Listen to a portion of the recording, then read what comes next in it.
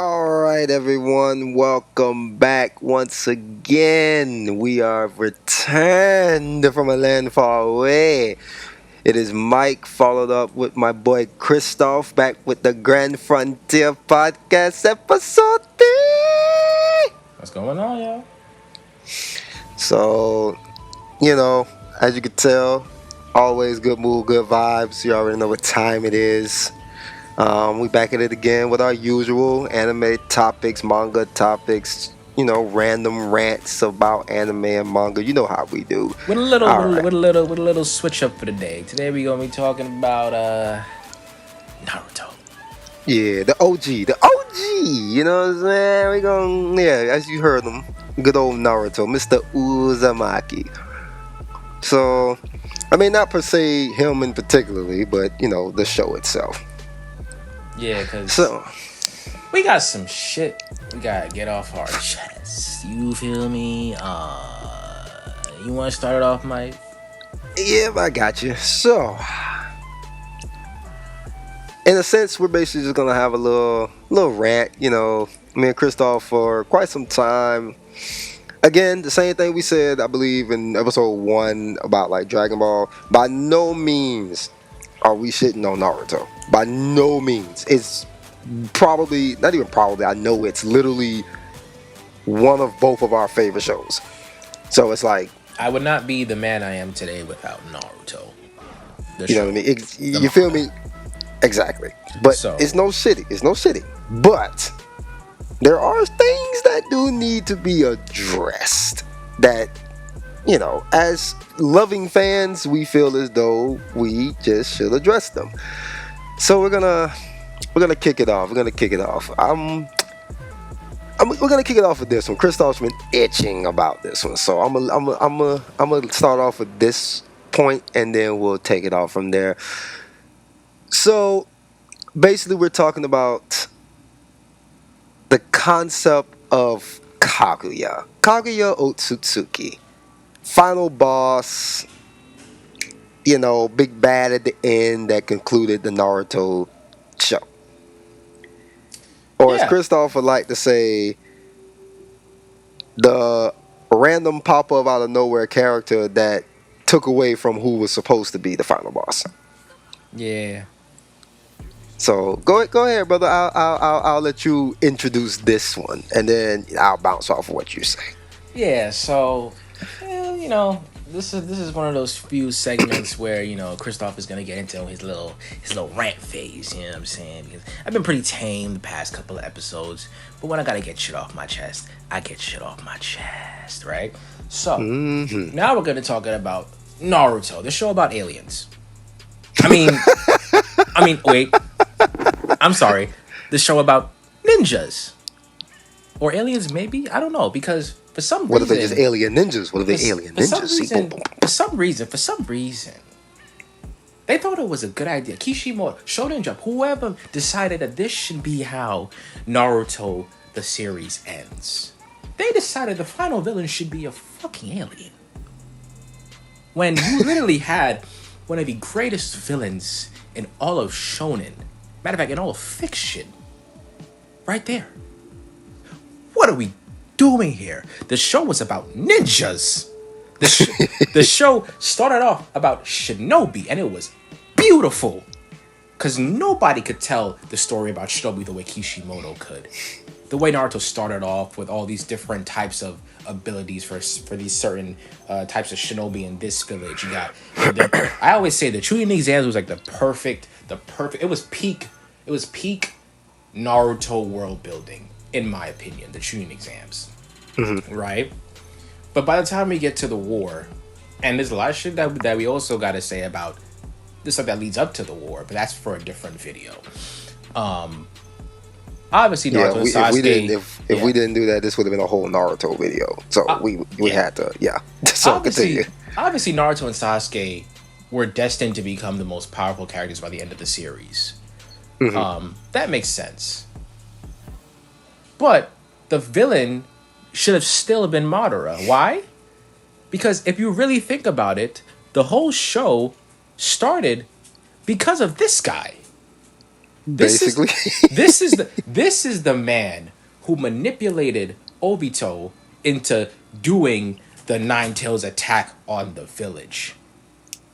Who manipulated the Akatsuki. Like, what are we doing here? That is like the ultimate master plan. It should have just ended with him. Now, I always say this. I don't hate Kaguya. I think she's okay. She's whatever. She's an alien, whatever. But she should have been the villain of the last. Mind you, we could do a whole video on the last because I got my rants about the last, but that's another conversation. And those that may be unfamiliar with Naruto, never watched Naruto, anything like that, The Last is the name of the movie. Yeah, it was a movie that takes place 2 years after the main war. The war basically, and Yeah. it's basically a bullshit love story between Naruto and Hinata and how they got together. But That's another rant. That's another rant for another day. about to get me excited for the the villain of the story of the last was this guy named Tonari, who was a descendant of Hamura or disciple of Hamura Otsutsuki. But who cares about Hamura? I mean, I get it. It's lore building, but the villain should have really been Kaguya, because this is where you want to delve into all the Otsutsuki lore, right? Naruto and Naruto Shippuden should have just been about the shinobi, because I get it. By the end of the series, Naruto and Sasuke become gods, but after this series is when you really want to start getting into the god talk, which they're doing now in Boruto, right? Boruto and Kawaki are gods at this point. That's another conversation as well. But from a narrative perspective, they needed to end the series with Madara, because he was the perfect final villain. When he showed, like, the whole series, like, you could just feel his presence throughout the entire series. Once his name gets mentioned or like established as like a major figure in the story, which is very early in Shippuden, by Obito, pretending to be Madara, pretending to be Toby. Greatest actor in the world. Right? Oh yeah, he's the phenomenal top tier. You are the king of trolling, Obito. He's the king of trolls. But once we figured out that that's Madara, even though it wasn't really Madara, the whole dynamic just changed. It's like, okay, this Madara guy is manipulating Pain, who literally did the one thing that Orochimaru was trying to do with a bunch of other people that couldn't even accomplish that. Basically. And he went by himself. This guy was being controlled by this guy called Madara Uchiha. And then we got to see Madara Uchiha, who was really Obito, fight against the fourth Hokage.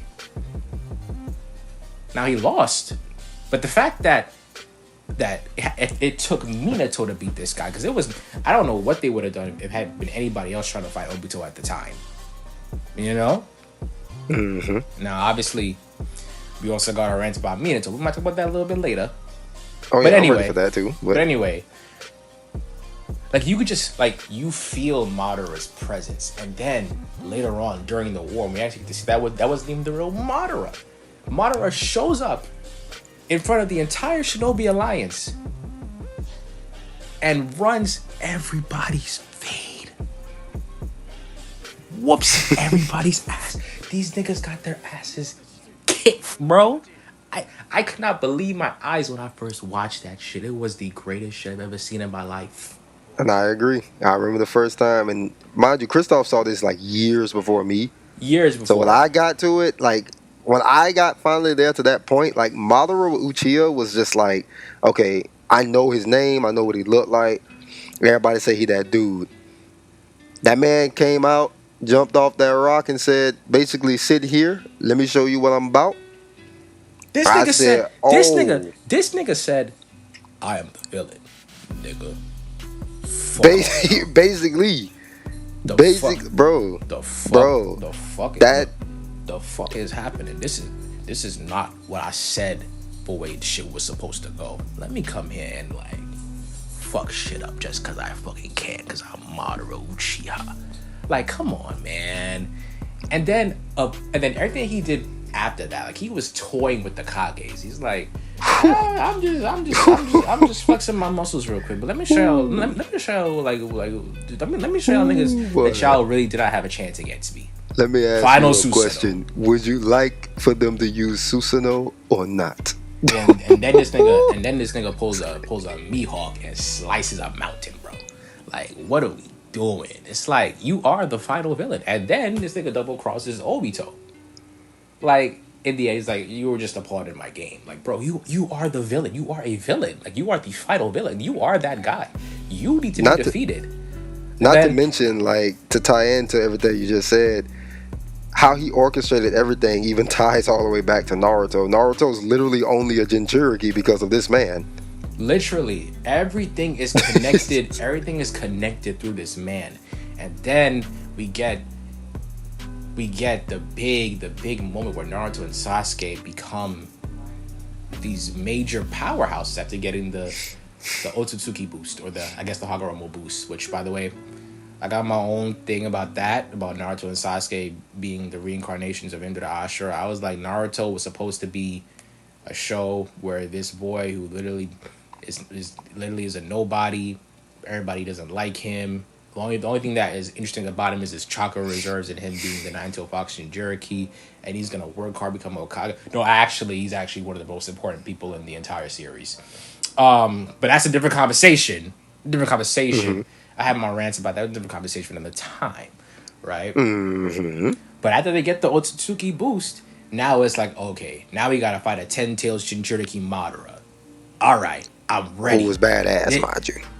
And this shit about to go crazy. And then he goes, I'm gonna activate the infinite Tsukiyomi. And like, okay, so this really is about to be just the final fight between them two, and Sakura and Kakashi for the most part, and Obito.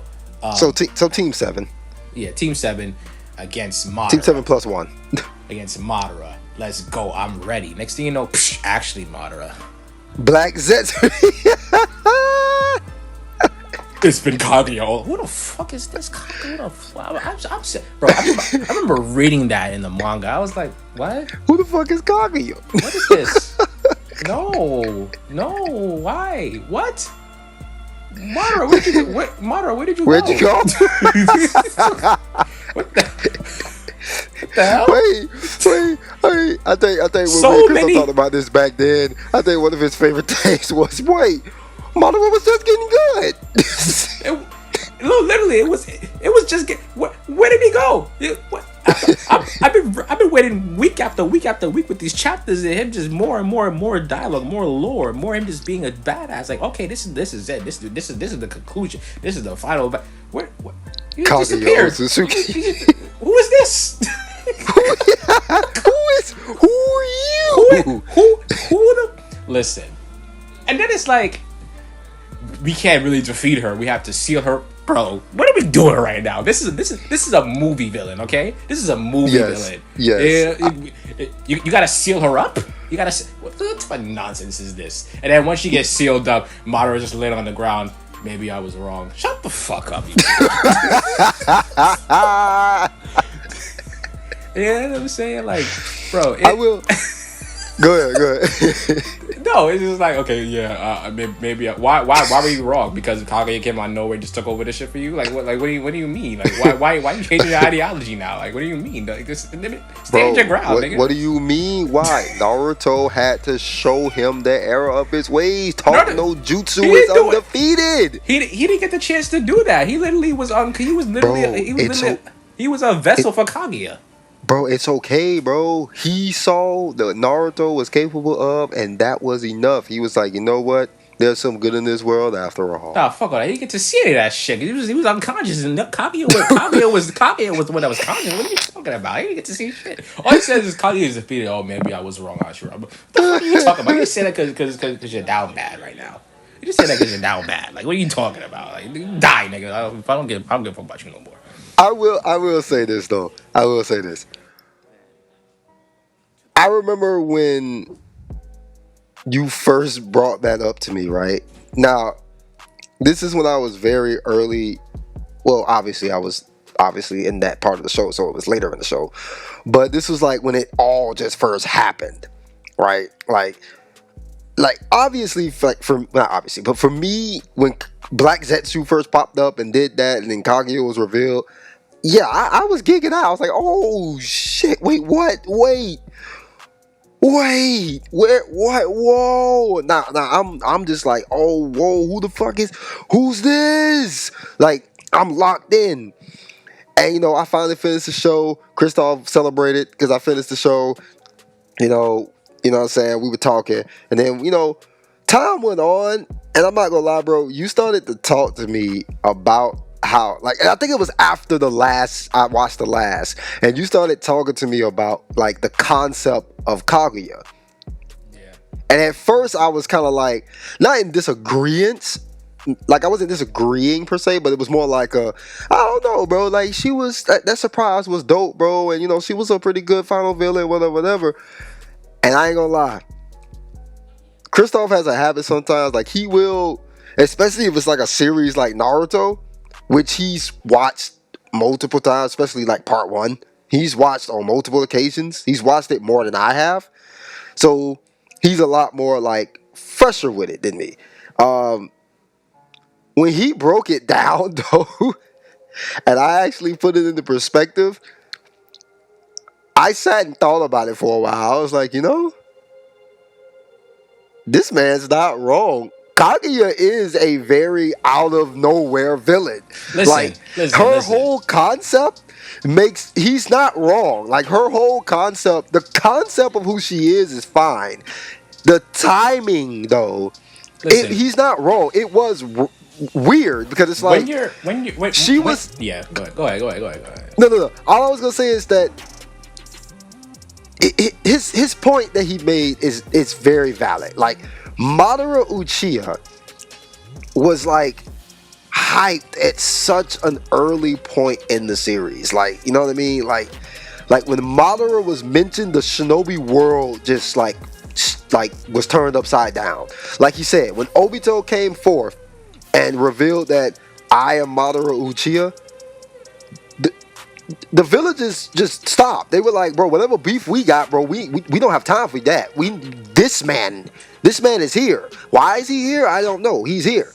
So Kristoff's not wrong to be like, the series set itself up for Madara to be that final villain, as he should have been. I mean, and as Shippuden kept going, Madara was just the hype of who he is was just growing and growing and growing. Then when he was finally reincarnated, it was like, okay, whoa, okay, this is him.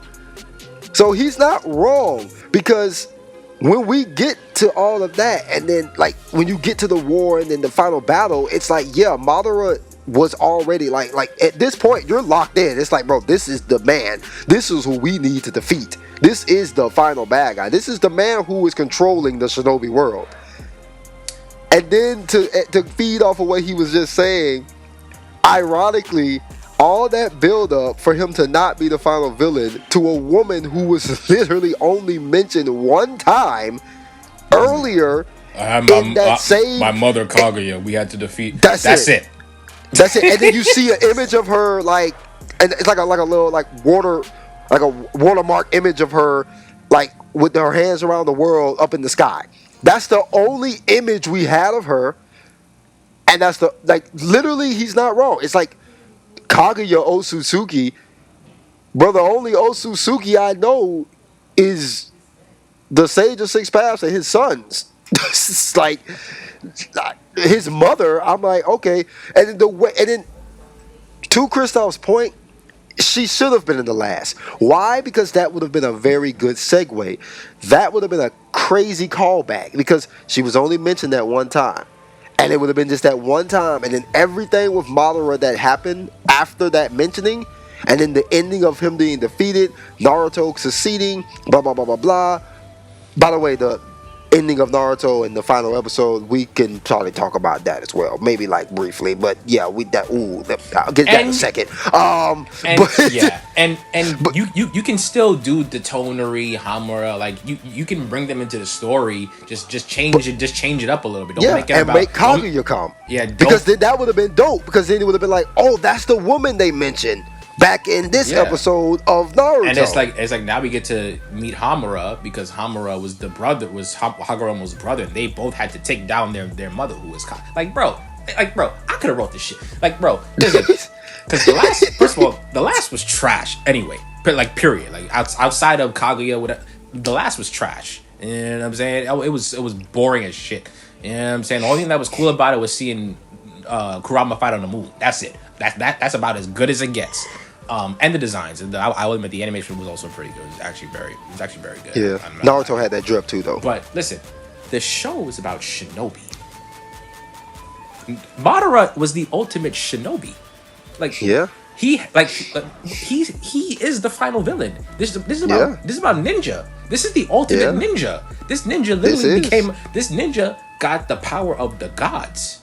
literally this Well, man. Literally, aliens, not gods, aliens. whatever. This man did, like, brother. At this point, this man. It's like Madara was the man where you looked at him and be like, where do we go from here? Madara was already insanely powerful. Now he put Hashirama's DNA in him. So now he's actually more powerful than Hashirama. And it's like, he can pretty much do what Hashirama can do, plus what he can do, and now he's unlocked the Rinnegan. Yeah, and then it's like okay. It's like, brother, and now he's a 10 tails Jinchuriki. yeah. So now It's like, now it's about the ultimate test now for Naruto and Sasuke, who both have Otsutsuki powers now. So they have to take down this guy, and then they become the ultimate shinobi, and then you can do your big final fight. Like, bro, it's simple. Now, as you were saying earlier, and I'm just gonna restate this. This complaint is something that you're not necessarily going to notice in the moment because when you're it's reading so much going on. when Yeah. you're reading the war was good. Not my favorite thing about Shippuden, but it was good. And Madara was amazing. So when that oh my gosh, what the fuck moment happened, just like, oh shit, where are we going from here? Like when Kaguya first appears, it's like, oh shit, what the fuck is happening? This is interesting. Mm-hmm. But then in hindsight, you're like, Wait a minute. and even when they were actually fighting Kaguya, I'm not gonna lie. When I was reading it, I was not as engaged as I was before she came into the picture, because like you kind of brought down the vibe. I'm not gonna lie to you. It's like, okay, you're a big giant Bowser. Like Wow. I don't. Who are you? I have no personal tie.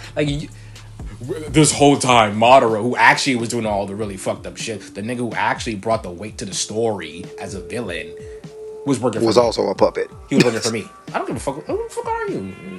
What? My boy was literally reading / watching this like, bro, Like, like what are we she talking powerful, I guess, but I could just really, I was manipulated. Shut the fuck up, Kaguya. Shut the fuck up. Go back to being sealed up. Go back to being sealed up.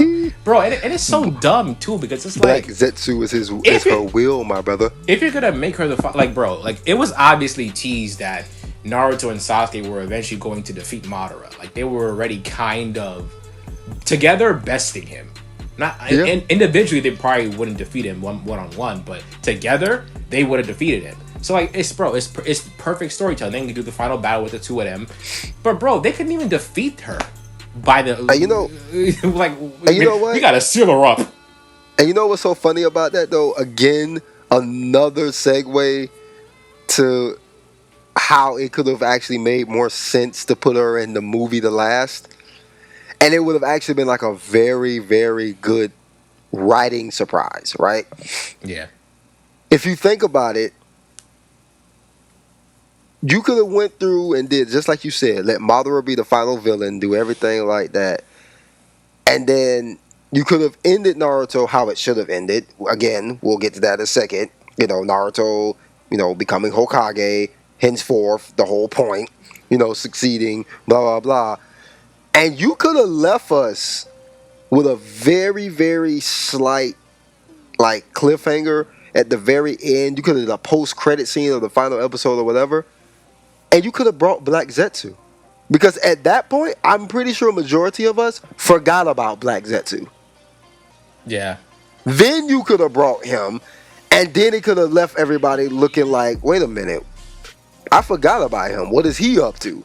Then you could have brought the movie to last, and that's when you could have been Kaguya's will, blah blah blah blah blah.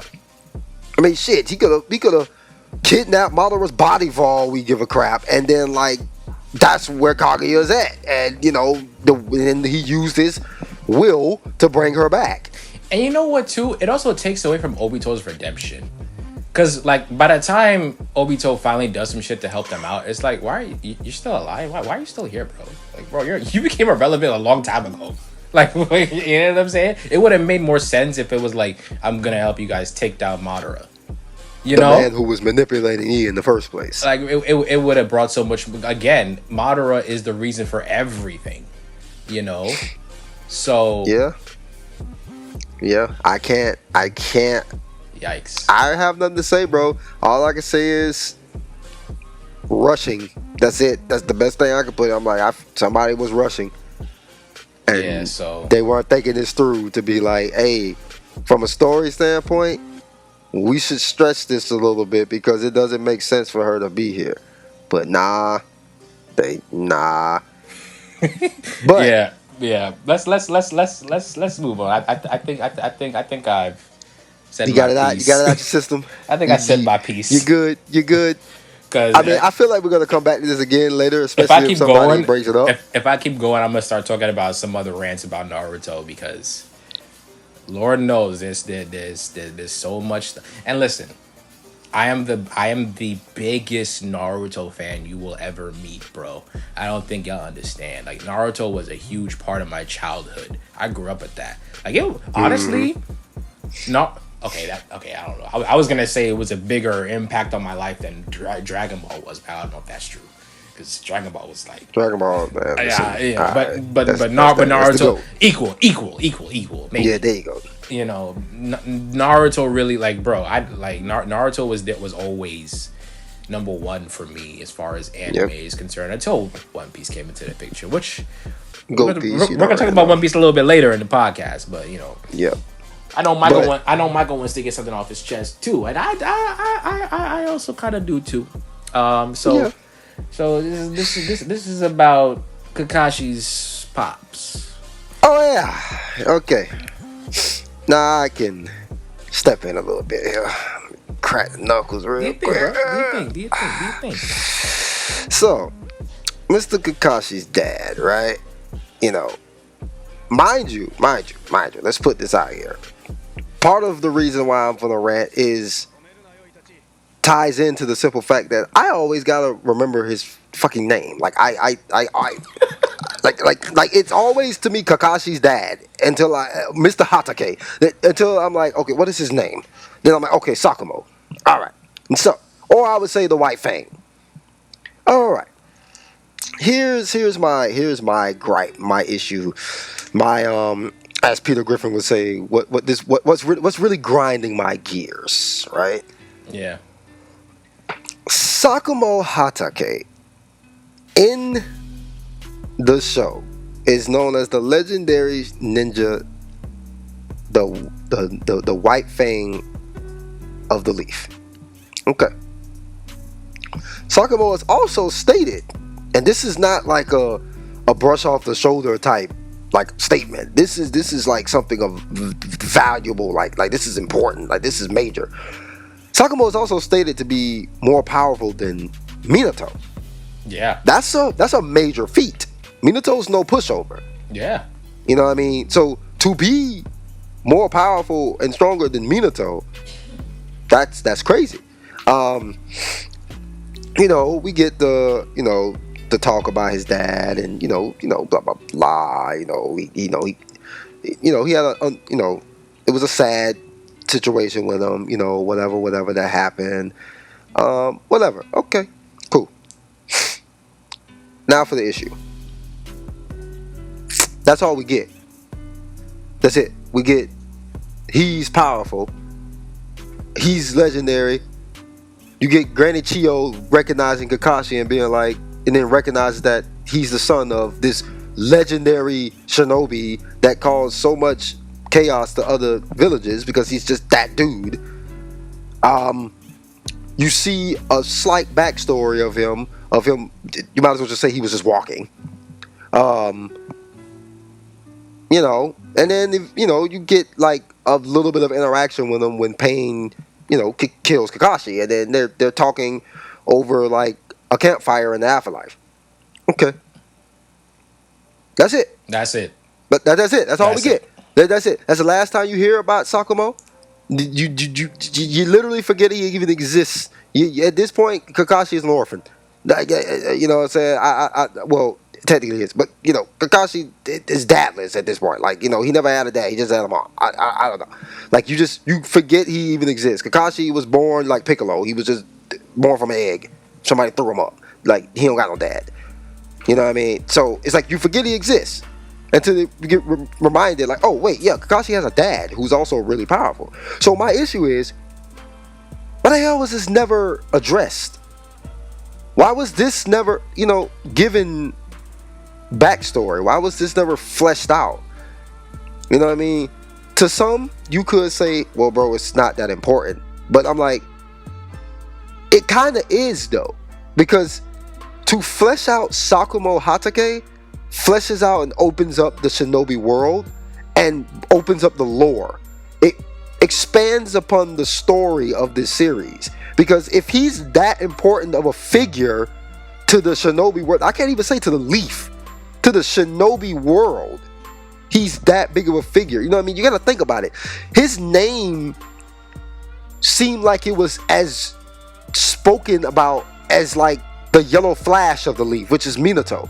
If you like guys, Naruto's name is Naruto Uzumaki because they were afraid to give him his dad's last name, because they knew he was going to get hunted down because of how legendary his dad is. Now you're talking about a man who is stronger than this man,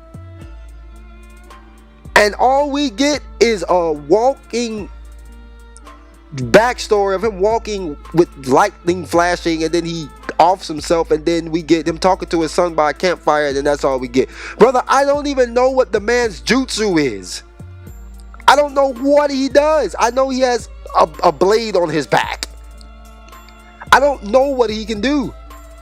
So it's like, why was that not fleshed out? You guys fleshed out Itachi as you should have. Itachi had a whole little arc in the series that fleshed out his backstory, who he is, how he became what he is, blah blah blah. Great. As you should. Itachi should get a backstory. But Sakumo gets a campfire? What is this, Dark Souls? Like he went to rest at a campsite? Like, that's all we get? Like, nothing more, nothing less. I'm like, brother, I wanted to know more about this man. This is a very important figure. You could have did a whole arc. You could have gave me a manga series based on this man after the Naruto series. Instead of giving me that, you're giving me, I don't know, I haven't even fully, sorry about that, guys. We had a moment, had to figure some stuff out. But yeah, after the series ends, we get more manga of the Naruto series. More so pertaining into the Boruto's timeline. Okay. That's what I was meaning by. I'm not saying it was good. I'm not saying it's bad. I've actually read some of it. You know what I mean? But it's like we're getting so much other stuff instead of stuff that is of like brother. Asuma's daughter got a manga before Sakumo.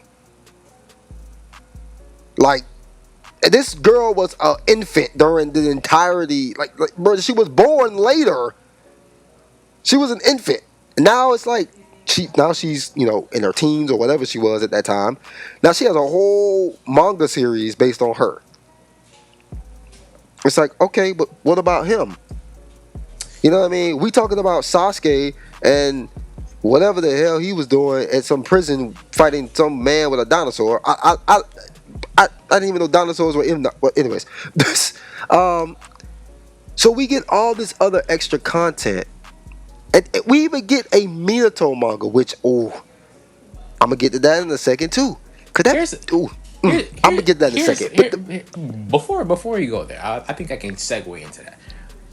Before we get to that, Here's the thing: if you're gonna say something like he is more powerful than the White Fang, that is The Yellow already Flash, Yellow Flash.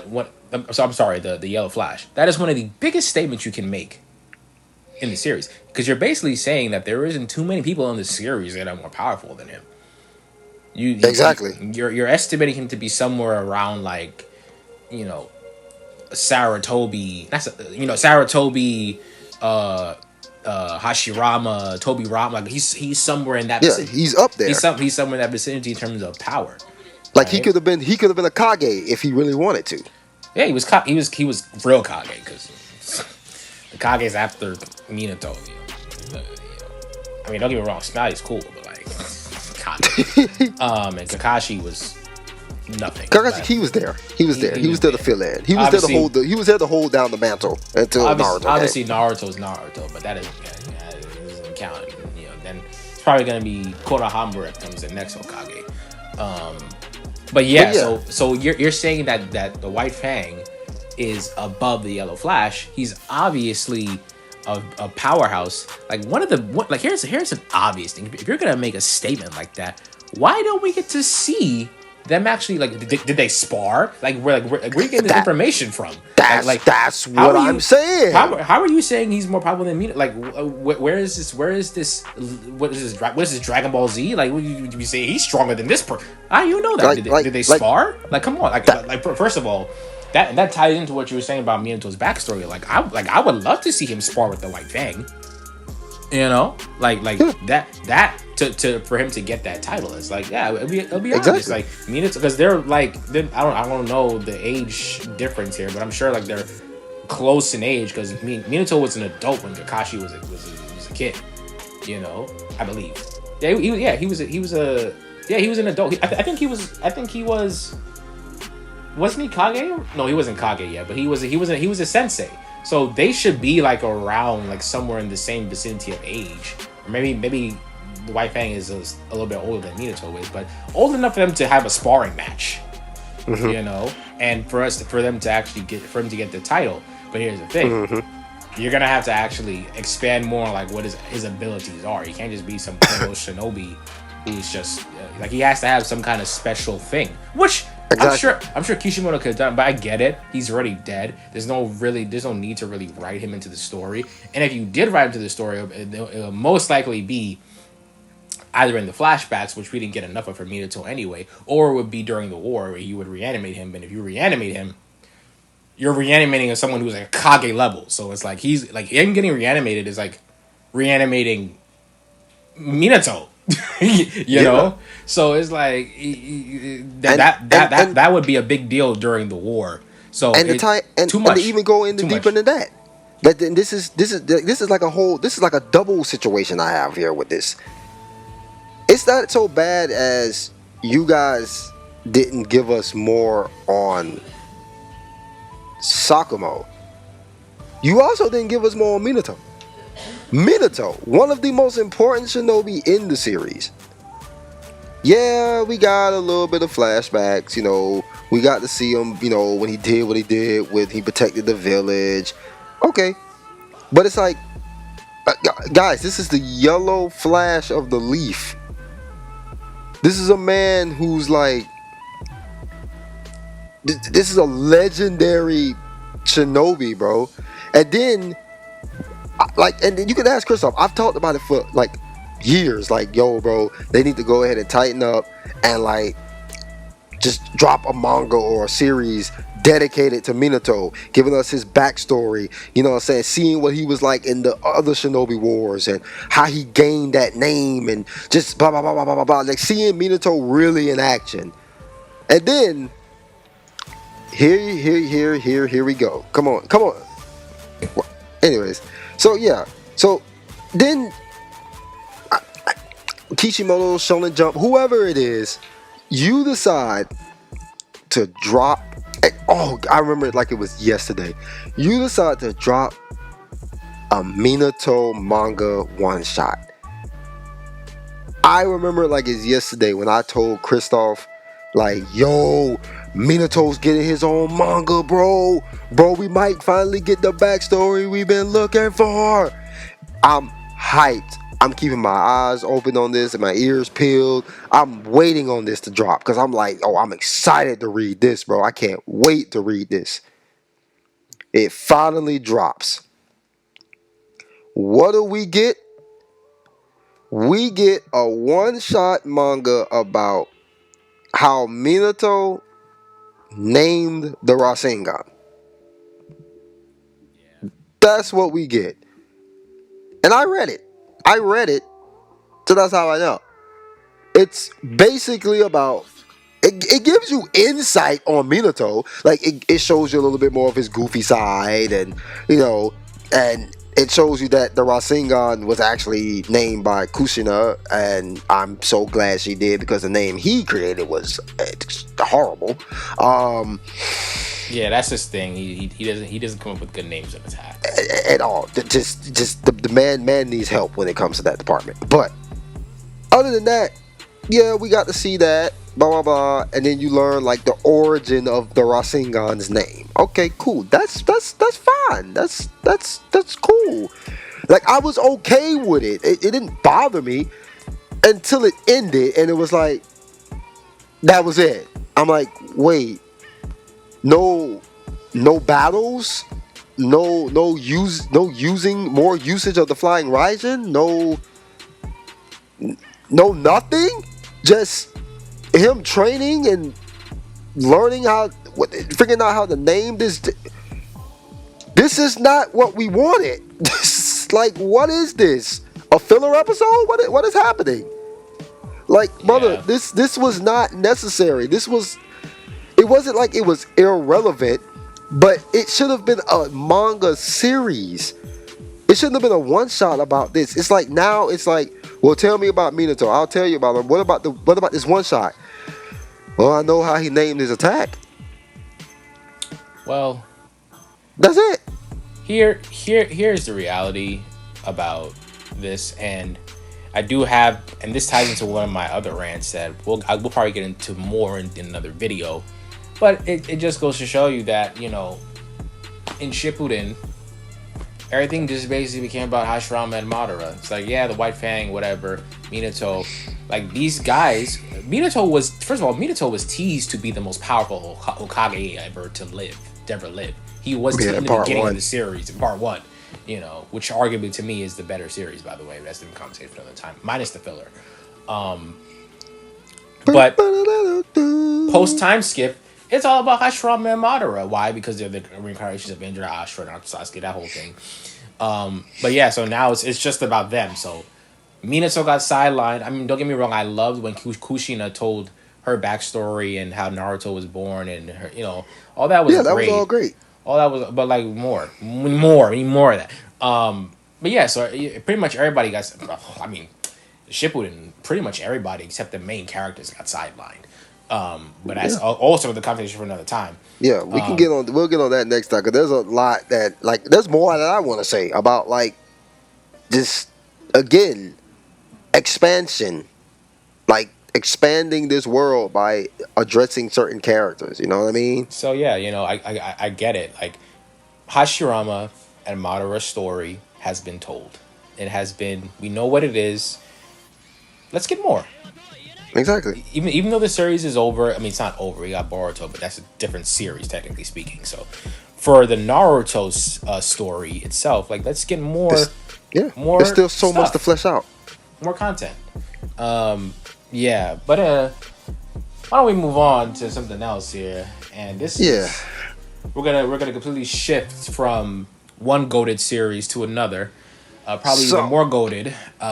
This is a One Piece conversation. This is actually our first One Piece conversation for the history of the podcast. Actually, nothing crazy. Mike is still catching up. He's in Dressrosa. I mean, he's pretty far, but he's catching up. I'm caught up all the way.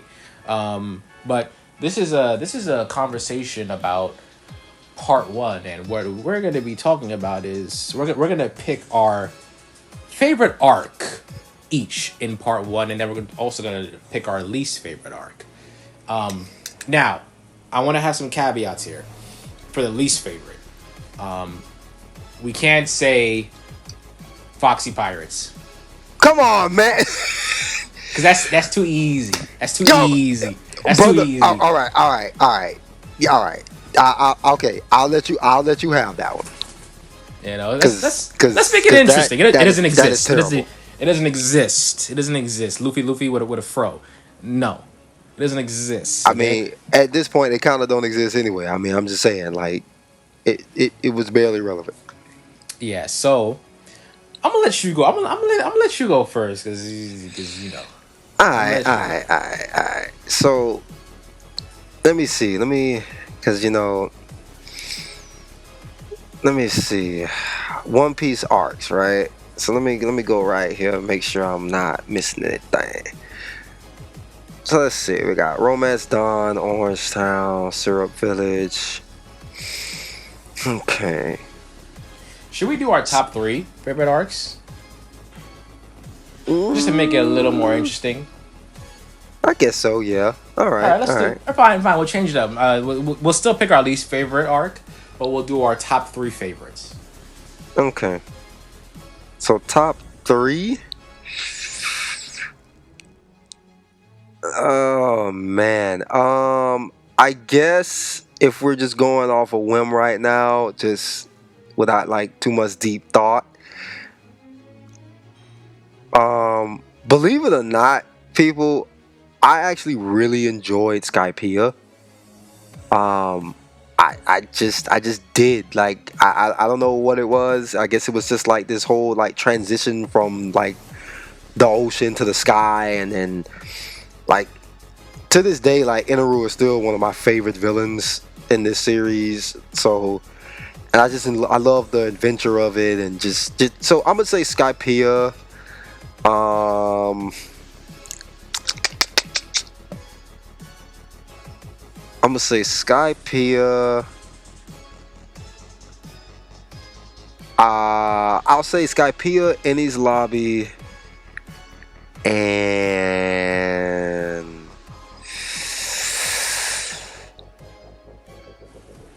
ooh, Is this in order?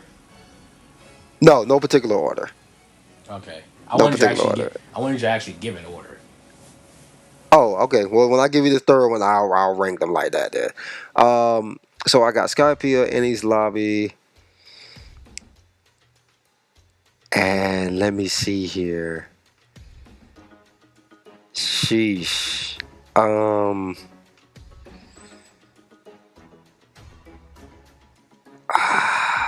Marineford was so good. um, but then there's Sabaody.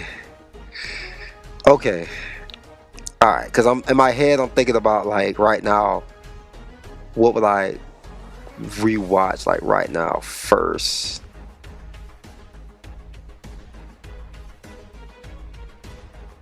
Okay, all right, all right, all right. Unless I want to change it and whatever. All right, I'm gonna stop overthinking. We're just gonna do it like this. We got Skypiea, we got Enies Lobby, we got Marineford. In the order,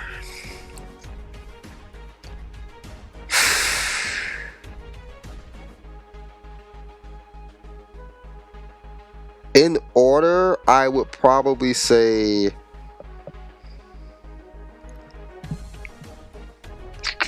because it's tough out of like it's like any like I want to say it's out of Enies Lobby and like Marineford. Um, That's the choice. That's the choice, my brother. It's like it's either your Marine Four number one or your Ennie's Lobby number one. um, okay, all right. And mind you, guys, I'm literally in an instant. I'm just going through the entire arc in my head, all of them. All right, Marineford, blah blah blah blah blah. This, that, and the other. Bing bong bing. You know what? All right, all right, all right, all right. I think I'm gonna do it like this. I think I'm gonna just say Enies Lobby.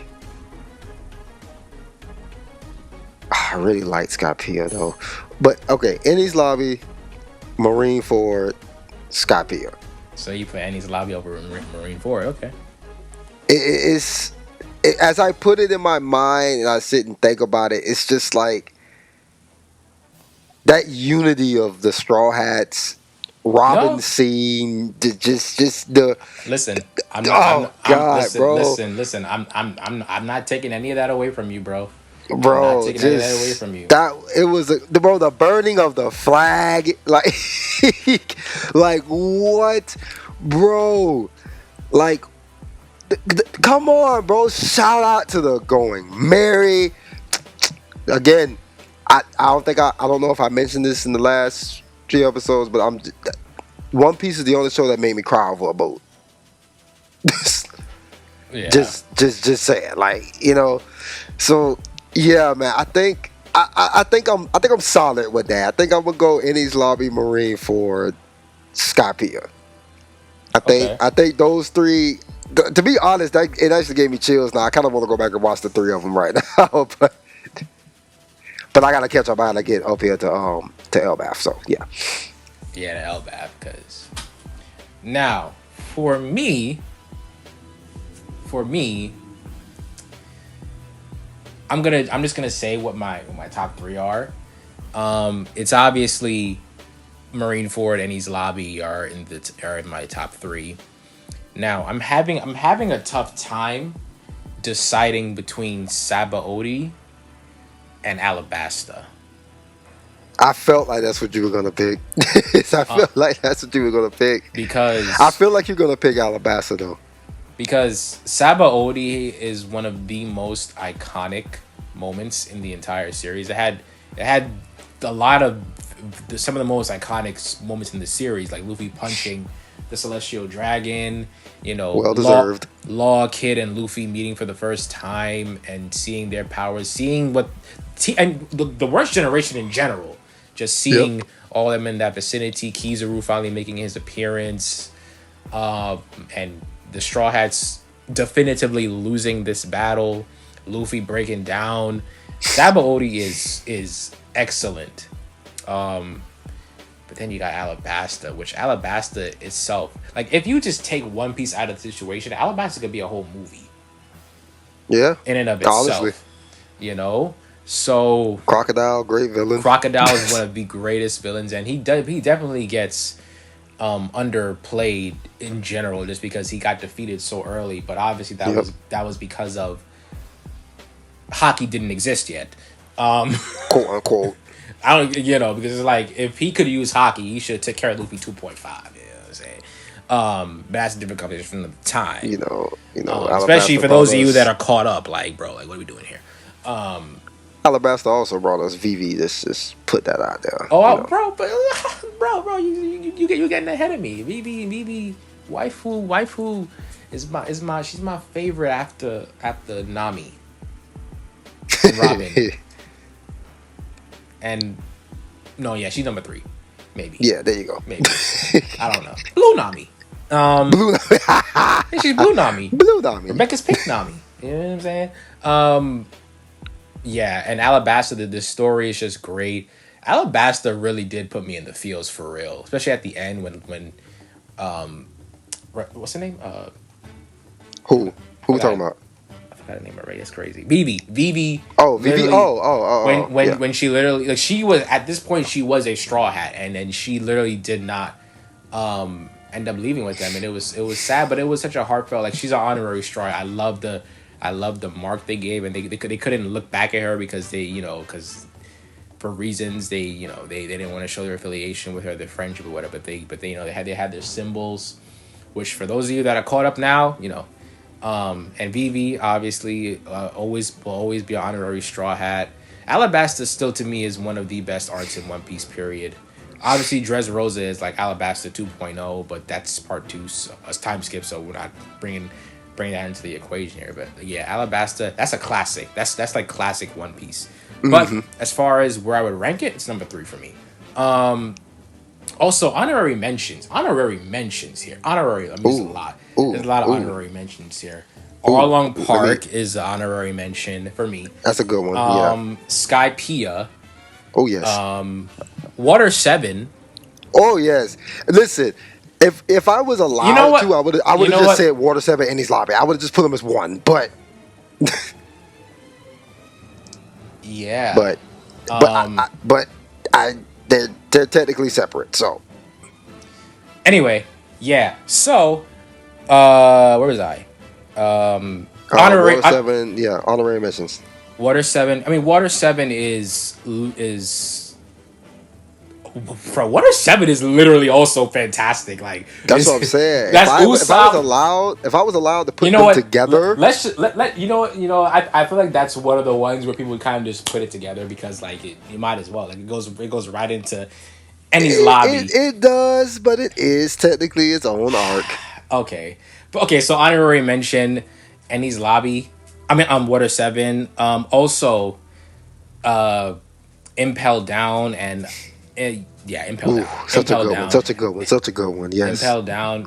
That one definitely. That if anything, that one probably gets overshadowed more than Water Seven because of what comes after, which is Marine Ford, which is my number one. By the way, Marine Ford is my number one. oh, whoa, okay, Uh, okay. So um, we differ there. All right, all right. yeah, but yeah. We disagree. Listen, I'm back and forth with it a lot because, like you said, that moment I want to live.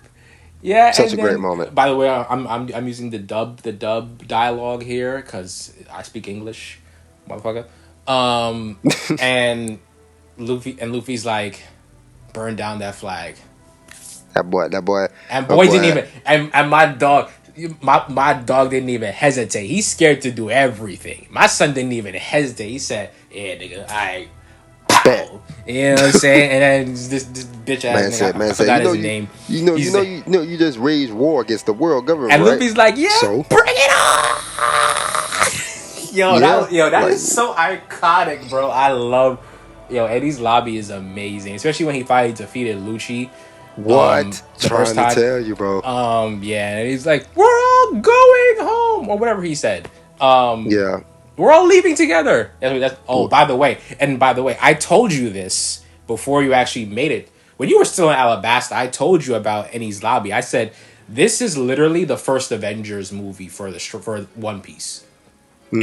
is because because there's a moment in Ennie's lobby where you see all the Straw Hats fighting like and using their respective fighting strategies. Now I'm using her, her weather manipulation, whatever she was doing at the time. Usopp with Excuse me. Soge King or Sniper King. Thank you. oh yes, okay, with his slingshot. Robin doing everybody's just doing their thing. And obviously Luffy's taking care of the main villain of this arc. Ennie's lobby is a classic, and I get it, and I won't fight anybody that puts it as their number one, because people still put that as number one in general, even with time skip One Piece. People say it's peak One Piece, but I'm sorry, bro. I needed a 2-week break after watching Marineford, bro. I I had to go to therapy. Not there. I'm just kidding. But Hey, I definitely listen, needed. man. I I definitely need to could not. talk.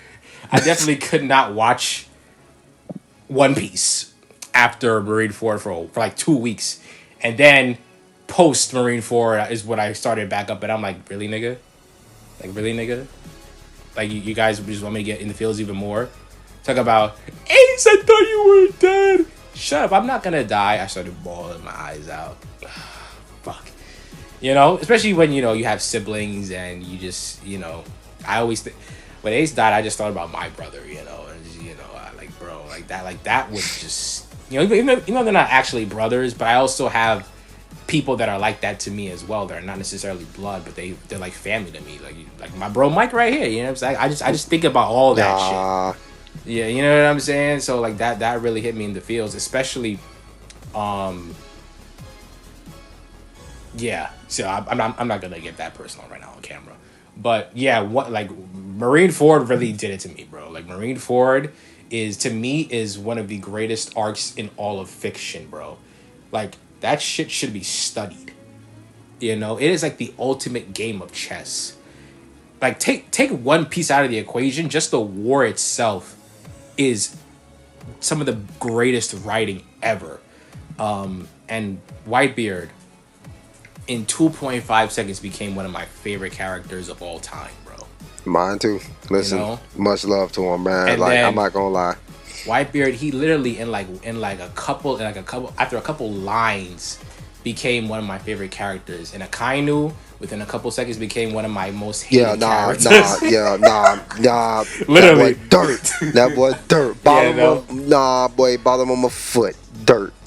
Now I get why people prefer and say that Enies Lobby is better than Marineford, because if you really think about it, it's kind of like when people compare the first Avengers to Infinity War. It's like the first Avengers, there was like a real like story from beginning to end, and like you could watch that by itself and like know what's happening and like follow along very closely. Whereas we watch Infinity War, you're like, what the fuck is even happening? Who are all these people? Like, you know, because Infinity War is not a movie. It's a cinematic event of a bunch of things that came before it. You know what I'm saying? Like, if you watch it by itself, I mean, it's still watchable, but it's like you're gonna be confused as hell. You know, that's similar to Marineford. It's like, who the fuck are all these people? Why can this guy do ice? Like why is this guy punching the air? Why? You know. So, and why are people? Why can't they touch this guy who literally is like smoke? But why can't this person hit this person who was made of smoke? Like what is happening here? What is hockey? What is that? You know. Whereas Enies Lobby, it's a little bit easier. Especially if you watch Water 7 beforehand, it's easier to follow along. So I get it. Like, from a storytelling perspective, Enies Lobby is a better written thing. I get it, you know? But Marineford isn't supposed to be that. It's supposed to be the Infinity War of One Piece. It is supposed to be just one big grand finale of part 1, you know? Mm-hmm. So I don't argue with anybody who picks either or. But it usually is either or. Although I have seen people pick Water 7 as like their favorite arc of One Piece. But yeah, so Marineford, still not a bad pick. Marineford, Enies Lobby, Vivi. Marineford, Enies Lobby, Vivi. That's it. Alabasta? Nah, bro. You mean Vivi arc? Yeah, that's Vivi. What you mean. Nah, the arc about Crocodile. No, you mean the arc about Vivi. Yeah, because Vivi. You know, nah, bro. We're talking about the arc about Crocodile. Nah, bro. Vivi. She might little thing. Oh, by the way, like, I mean, if you think about it, like, it's like Alabasta is also where it's not where we meet Ace, but like we meet Ace. Like, Ace is there. You know what I'm saying? He's there. Alabasta opens up a lot, brother. We meet Crocodile. We meet Vivi. We get like a deeper meeting with Ace. We meet that's the last Robin time for the first time. That's the last time Luffy sees Ace before Marineford, bro. Yeah, honestly. So like Alabasta is very important. Very. You know, so yeah, that's my top 3. But honestly, overall, I love all the arcs, even Thriller arc. Yeah. I don't like Foxy Pirates, but it doesn't exist. So it doesn't yeah. We ain't gonna talk about that. But. Hey, all jokes aside though, we would love to hear like you guys' choices as well. Like, so please, by all means, drop your top 3 in the comments. Yeah, and we would love to see drop your Enies Lobby and Marineford in the comments. Like, we would love to hear you just repeat it over and over again. Yeah, I would love to see. How you know? Somebody might pick somebody might have a different top 3. Yeah, Foxy Pirates. I get it. You know, some people are just different. If that's what you pick, that's what you pick. This is what you pick. It's like, no judgment. Someone might pick Thriller Bark and that laugh. That laugh is infectious. That laugh is infectious. Yeah, I get it. You know what I'm saying? You know, I mean, let's. Oh, by the way, ask Mike. I could do some very good laugh impressions in One Piece. Like, you know, maybe I'll do Blackbeard for y'all one day. One day. Just as a little quick snippet. Yeah. But all right. So also, wait, hold on. Also, forgot to mention post Enies Lobby, which technically is its own arc, but we gonna count it as Enies Lobby. Like that, I like that one we could count as part of Enies Lobby. what happens in post A's lobby? Like Garp is Luffy's grandfather. Oh Dragon is yes. Luffy's Oh father. oh Shanks is talking to yes. Whitebeard, telling him not to have Ace go after Blackbeard. They clash. Yep. The skies split it. What is happening? Yep. Hockey. We see hockey in action. Hockey. Yep. Like what? And he's Shanks lobby is an man. emperor. There are four Yeah. emperors. What Yes, is going on here? sir. Like, bro, Aokiji. The Love it. segue, brother. The segue to just the story has begun. By the way, what's your least favorite arc? Oh shoot, that's right. We can't move on. And you told me I can't pick Fox. All right, all right, all right. I can't pick Foxy. Oh, I this is can't pick Foxy. All right. this is a tough one actually for you. Okay, you must have yours already. I don't actually. So how is it a tough one just for me? I'm listen. I think I have it in mind, but I don't want to say it because it's like it might be controversial. Dang, bro. And I'm not gonna lie. I'm starting to get like yo syndrome, where it's like it's been so long that I got to go back and revisit some of these arcs. Uh, um.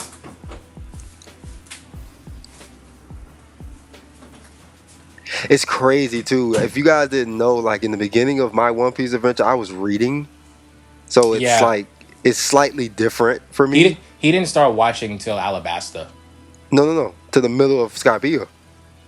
Oh shit! Yeah, you're right. Yeah, I read all of Alabasta. I didn't start watching to the middle, the very like middle of Skypiea. Yeah, man. All These right. tits. Whew.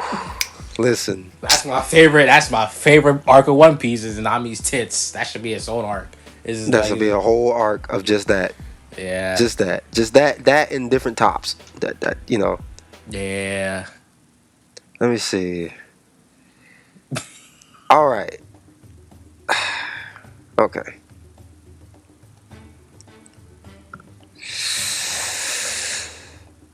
It's weird because like I feel like I'm betraying One Piece by picking a least favorite arc. All right.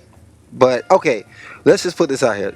It's saying least favorite, but not saying it's still not pretty good. It's just,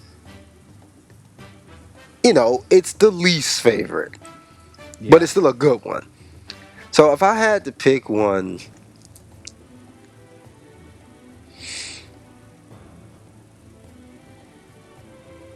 okay, My son is struggling right now. I am, and it's more so of a struggle because I like I told you, bro, like. I never understood how you felt until I got here to Dressrosa, and now it's like, yeah, bro, don't you remember what happened in our long part?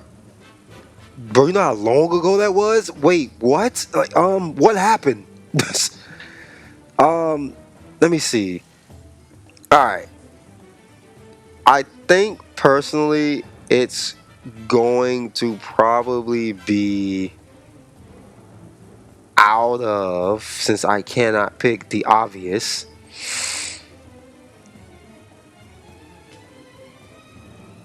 It's just okay. Hear me out. It's gonna be out of. I can't remember the actually even name of it. I think it's Syrup Village, right? That's Usopp's arc, right? Yeah. It's gonna be out of Syrup Village and Thriller Bark for me. If I had to pick one, Really? yeah. Really? And to be fair, I'm also going by memory. So some of the arcs I can't fully remember. Like I would have to get like a refresher, or have to be throw an episode on phone. I'm like, oh yeah, yeah, this happened. All right, bet. But so I'm only going by what I remember, and I do remember that Syrup Village. Why are you Like sleeping on Claudor? no, no, no, no, no. Hold on. Listen, Mr. Cat Paws. I did enjoy him. Like I said, he was like my favorite part of the arc. Yeah. Like he made the arc for me.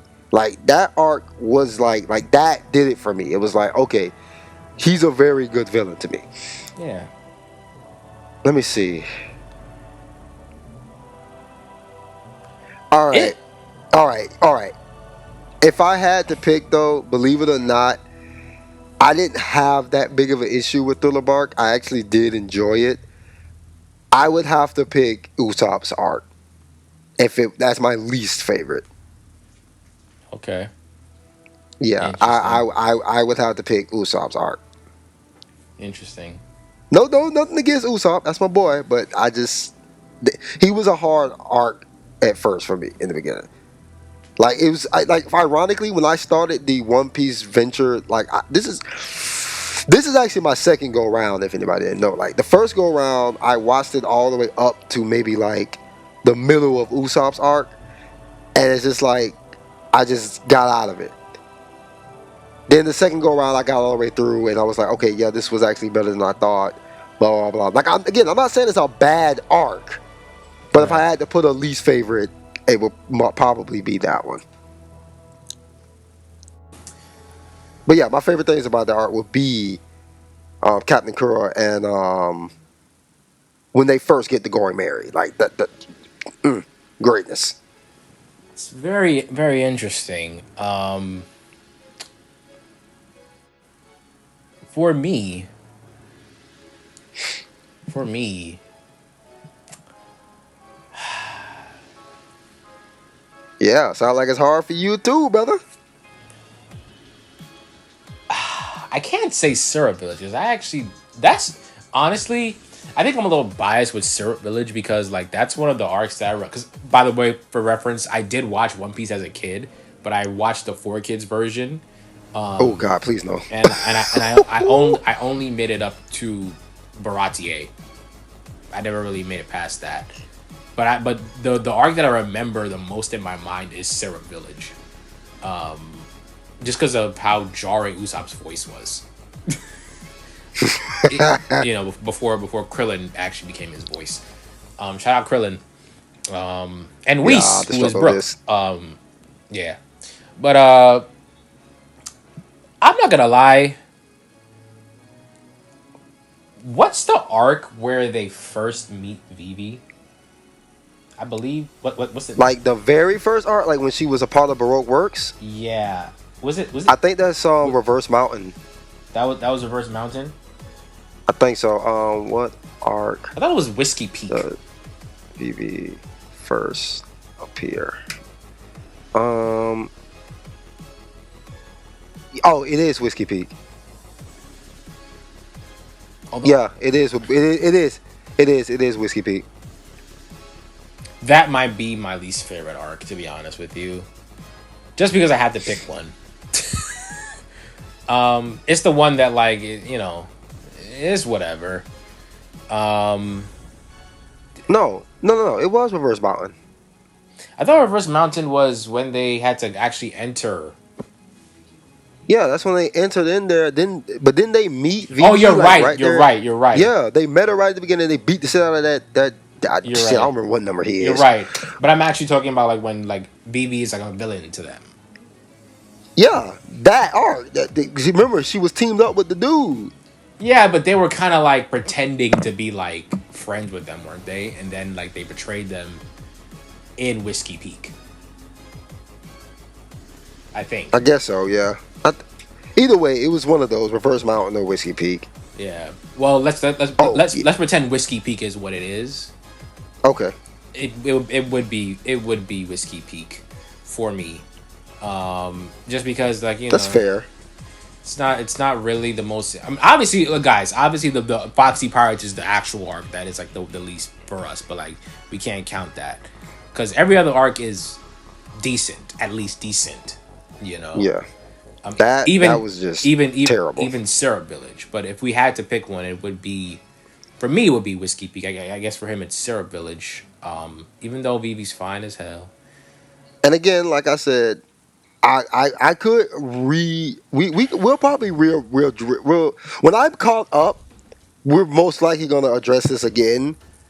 And by then, me and Christoph will probably have watched One Piece over again, especially considering the One Piece is getting ready to drop soon. So Yeah. we'll probably have watched it over again, and then I could, we will probably have different answers. If not, we might have the same answers. Who knows? I also think Thriller Bark gets a lot more hate than it deserves. I actually It really does. I It really actually does. It's actually a good arc. in hindsight, I actually really enjoyed Thriller Bark, and I think Gecko Moria should get a lot more respect on his name because he is one of the more unique characters in One Piece.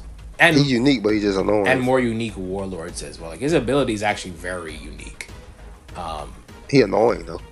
I mean, he is, but his laugh grows on you. His laugh grew on me. It grows. It grows. After a while, I needed to hear it because I'm just like, bro, 'Cause you this know what's is. so funny? At first, when I first heard it, I didn't even realize that was him laughing. I'm like, is something going on outside? And then I kept hearing it. I'm like, what the fuck is happening? Then I was like, wait, is that him laughing? Nah, bro, it was all about that force, force, And, force, you know, force, and force, the force, reason why it was so force. jarring, I couldn't tell, was because his mouth was not opening. He was just. It's so. Yo, you Yo. gotta love Gecko Moria, who at the time seemed like the creepiest person in the creepiest warlord in the series until you see Doflamingo, and it's like, oh no, this guy's actually very creepy. Yeah, nah, Dofi is By the way, we love that's a Dofi. whole that's a whole podcast too. Yeah, but so yeah, I think that concludes it for the One Piece right now. Should we talk about, you know, the other thing? Oh yeah, yeah. I mean, we got a little more time on it, don't Yeah. we? Yeah, we could bring it up. We could bring it up. So, I got a question of the day. We're gonna each answer this question, but again, like I said, we would love to hear from the community. You know, so you could drop your answers as well. You know what I'm saying? Find it interesting to see what how you guys feel about this and what you would choose, right? So, the question of the day would be, what anime ability would you love to have to use in your everyday life? So you as who you are, you just you in your everyday life, but you get this ability. What would be the most practical thing to have for you to use in your everyday life? You want me to go first, or would you like to go? You can go first. All right. So the crazy thing about me is, for a long time, anytime a question like that would come up in that realm, I would always say Shadow Clone Jutsu, which is fair. It's like, hey man, like I can be here and go to sleep, but at the same time I can go to work and also go over here or whatever. I can whatever. You know what I mean? But as time went on, I realized, I'm like, yes, but there is one ability that I would rather have over that one for my everyday life that I Mm-hmm. feel like would be more beneficial to me. Ironically, it also comes from Naruto. Um, Personally, just give me Flying Raijin. You give me Flying Raijin, bro. Like, bro, there's so much I can do with that. Like, so much. Like, I and specifically give me Minato's level of Flying Raijin or better. Yeah. I mean, I guess. So I have to specify that. Like, I want his level of Flying Raijin or better. I guess that's the equivalent to like when we talk about like what superpower would you want to have, and I always say super speed. Similar. I guess it's more. I Yeah, guess it's more teleportation than speed, but still, like yeah, it exactly. serves the same purpose as to why we would want that ability. Yeah, Um, like, because in reality, I love teleportation. You know what I mean? Like, and to me, that is just convenient, man. Like, I can mark anything I want. There's no limit, and then I could just always go back to it. I can mark objects and throw them and teleport to them. I can mark people. I can, you know what I'm saying, and always get to them and take them somewhere else if I need to. You know what I mean? A car, I can have a car, but it wouldn't really get like that much, like, it wouldn't really need that much repair on it, because I got to get to work. I could just mark my job and then it'll forever be there, and all I gotta do is just teleport there. Like, there's so many like benefits to it. Like, as long as I touch it and put a mark on it, brother, I'm good. Shit, that's a good answer. So, like, Flying Rising to me, bro, oh my gosh, bro, I'm Gucci. So that's Honestly, my choice. honestly, that's a great answer, and I'm so kind of upset I didn't pick it, but that's a good one. I'm not gonna pick the same one as you, just to make things fun. What I would say is I would, and this is a very specific thing I'm saying here. but also kind of not specific. So in Dragon Ball Super, the angels pretty much have the ability to like manipulate matter. They can use it to create things, make food. Whis could literally give birth to a baby in an instant. Obviously he also has teleportation powers. Not teleportation, but he can travel through space and time. And they can create they can create like arenas, and obviously Vado showed that she could create like concession stands, so they can obviously create food out of thin air. So I would want that ability to just manipulate matter the way they can, because that would be probably one of the most convenient things for me. If anything, I can create shadow clones or create clones of myself just for the sake of doing what I gotta do if I can manipulate matter. Not saying that they have that ability, but like when you can manipulate matter, you can assume certain things, obviously. So I would just want to manipulate matter, because that would be very convenient for me. If I needed a pair of headphones or something, I could just create that in a split second. If I needed a new laptop, I could just create that. Yeah, hey, that's clutch. So that also would save me a lot of money. Facts. Facts. I can just create things out of thin air. Yeah, but if not that, hockey. This man, hockey. No, hold on. Let me say what Christoph always says. You guys have never heard him say this, so let me say this. He wants Shanks level of hockey. Oh yeah. Shanks. No, actually no. I want Joy Boy's level of hockey. Okay, never mind. He's changed it now. So because for the last few months, that when we will have similar talks, he'll be like, "Nah, bro, just give me Shanks level of hockey." I mean, technically, I wasn't saying Joy Boy because you don't even know much about Joy Boy, because you remember you're still in Dressrosa. But since you're not there yet, I'm gonna just say Shanks. But also, we've seen Shanks use hockey, so we haven't seen Joy Boy do anything yet. Doesn't matter. The point is, I want hockey. You've already said it. I want hockey. You already said it. So I want hockey. All right. I want hockey, and you know what? Hockey doesn't have to be one specific. I can have all. I want Shanks's hockey. Let's say I want Shanks's hockey. That means I got observation, I got armament, and I got conquerors. And conquerors would be great when I'm walking the streets. You know what I'm saying? And niggas try to look at me funny. I could be like, yo, go to sleep, nigga. What are you talking about? What? Talking about, nigga? What the fuck are you looking at, nigga? What you mean? You know what I'm saying? That ain't funny. What are you talking about, bro? Go to sleep. Go to sleep, nigga. This dude. Nah, but like real talk though, like I like imagine having Shanks' level of hockey, bro. Like you literally feel like you can do anything, bro. I mean, yeah. Especially observation. It's just like, brother, like I'm like a better Spider-Man at this point. Yeah, but yeah, I would want. I mean, I guess I would just want matter manipulation. This would be an easier conversation if it was like comics, because it's like, yeah, I just want the Beyonders level of matter manipulation, which basically means I can do whatever. Literally, I can do whatever I want to do. Like you can't tell me nothing. You know what I'm saying? But yeah, so I the angels. Not Zeno, because all Zeno could really do. I mean, Zeno could also manipulate matter, I guess, because he created that button. I guess so, yeah. But yeah. But all right, well, I think that's all we got for today, guys.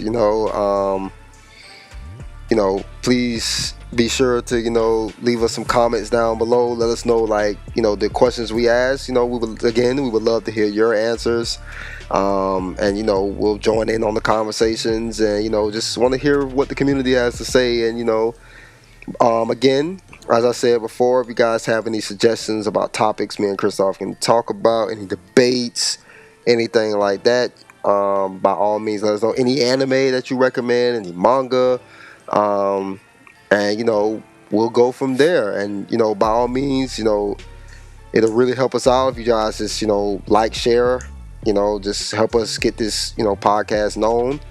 And yeah, man, we'll just keep growing and keep going from there. And to emphasize, definitely feel free to suggest topics in the comments as for real, like, because we're anime heads. We're also manga heads, and we just love just talking a bunch of stuff about these, these amazing stories. So, yeah, if you have any Naruto related topics or One Piece related topics or Dragon Ball or SAO or Hunter x Hunter. By the way, we love Hunter x Hunter. I'm a big Hunter x Hunter fan. Anything, to be honest with you. Even if it's stuff we haven't watched yet, because we might even give it a shot. Yeah. Death Note, I watched Death Note. Anything really, to be honest with you, like feel free to just put that in the comments, because who knows, we might even watch it and then talk about it in the future. Yeah, like Uzuki-chan wants to hang out. Oh yeah, by the way, guys, I promised Mike that I would start, and I did. I've watched 3 episodes. It's good. I like it. We'll probably, you know what, we'll bring that up. We might have to do a little bit of a where's Mike at in One Piece and where's Kristoff at in Uzaki-chan. Not the same concept, because I mean it's not as long, but just to see where he at. I'ma just And say, he still got to catch up on Kagurabachi too. yeah. I'ma just say, for Uzaki-chan the Bush, I'm gonna leave it at that. But yeah, guys, thanks for thanks for tuning in to the podcast. We'll see you in episode 4. Stay tuned. All right, guys, peace out, much love.